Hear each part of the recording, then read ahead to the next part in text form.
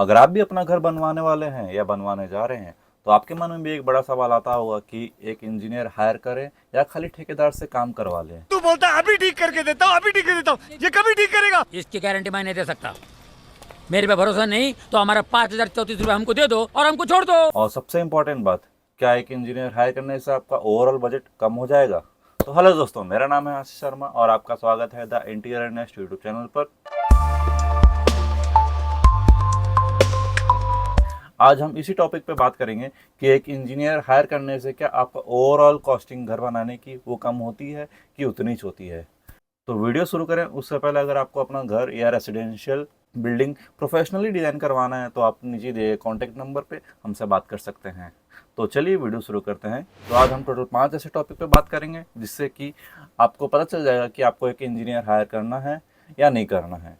तो सबसे पहले मैं आपको दोनों के बीच का एक डिफरेंस बता देता हूँ कि इंजीनियर कौन होता है और ठेकेदार कौन होता है। तो एक इंजीनियर एक क्वालिफाइड प्रोफेशनल होता है जो कि आपके घर के हिसाब से प्रॉपर डिजाइनिंग करता है, प्लानिंग करता है और उसके हिसाब से मटेरियल चूज करता है। तो ठेकेदार एक एक्सपीरियंस बिल्डर होता है जो कंस्ट्रक्शन वर्क को मैनेज करता है, लेकिन उसके पास एक कोई भी प्रोफेशनल डिग्री या क्वालिफिकेशन नहीं होता है। तो ये था दोनों के बीच का डिफरेंस। तो हमारा जो सेकंड पॉइंट है वो है स्ट्रक्चरल सेफ्टी एंड क्वालिटी। तो क्या फ़र्क आता है दोनों में, एक इंजीनियर रखने में और एक ठेकेदार के बीच में? तो सबसे पहले समझते हैं कि इंजीनियर रखने में आपको क्या डिफरेंस मिलता है। सबसे पहले आपका ओवरऑल जो डिज़ाइनिंग रहती है, डिज़ाइनिंग पार्ट, वो आपको पहले पता चल जाता है कि हाँ इतने क्वांटिटी का आपका मटेरियल लगेगा, ये सेफ्टी के हिसाब से ये साइज़ का अपना मटेरियल लगना रहेगा। तो उससे क्या रहता है कि आपको पहले ही पता चल जाता है कि आपका ओवरऑल बजट कितना बनना है स्ट्रक्चर बनाने के लिए।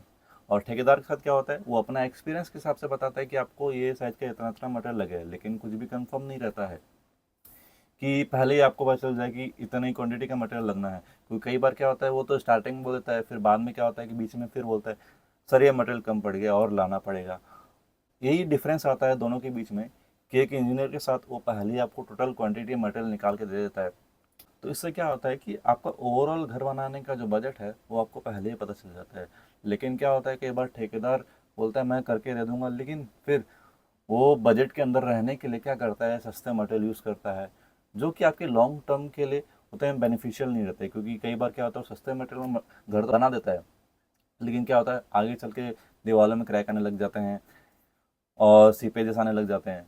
तो ये चीज़ों से बचने के लिए आपको एक इंजीनियर हायर करना चाहिए। तो ये था हमारा सेकंड पॉइंट। तो अब बढ़ते हैं थर्ड पॉइंट की तरफ। तो हमारा जो थर्ड पॉइंट है वो है बजट एंड कॉस्ट कंट्रोल।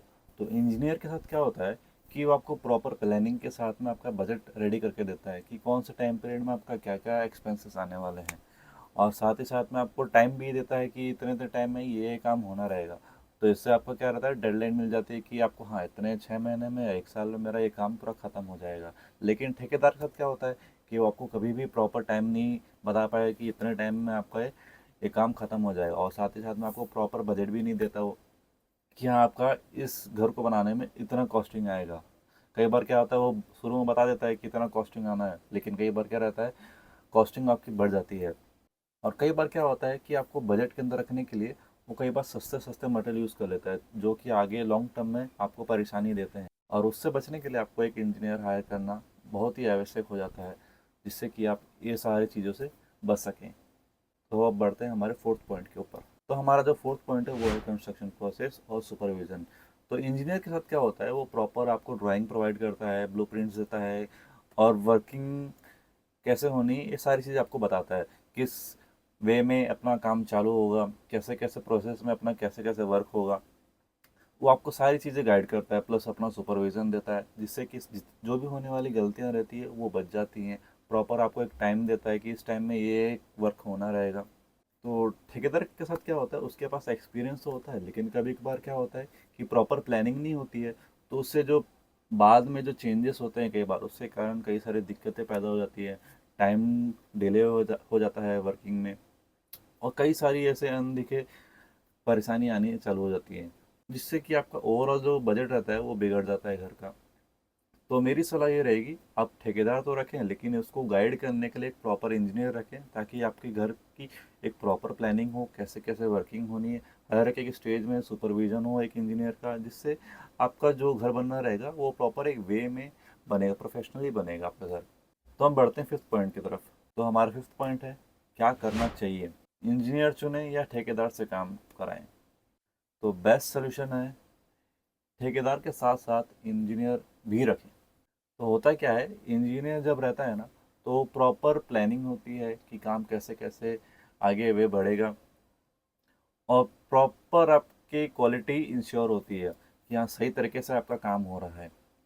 और ठेकेदार क्या करता है, जो वर्कर रहते हैं उनको मैनेज करता है। प्रॉपर वे में दोनों के कॉम्बिनेशन सबसे बेस्ट बैठता है कि इंजीनियर गाइड करता है कि किस वे में काम होना है और प्रॉपर क्वालिटी इंश्योर करता है, और ठेकेदार सेम वो समझाता आगे, फॉरवर्ड करता है और उसी वे में काम करवाता है। तो अगर आपको प्रॉपर एक अपना बजट मेंटेन करते हुए काम करवाना है, तो एक इंजीनियर रखें जो कि आपके बजट को मेंटेन करते हुए और साथ ही साथ में क्वालिटी को भी इंश्योर करते हुए आपका घर का काम करवाएं।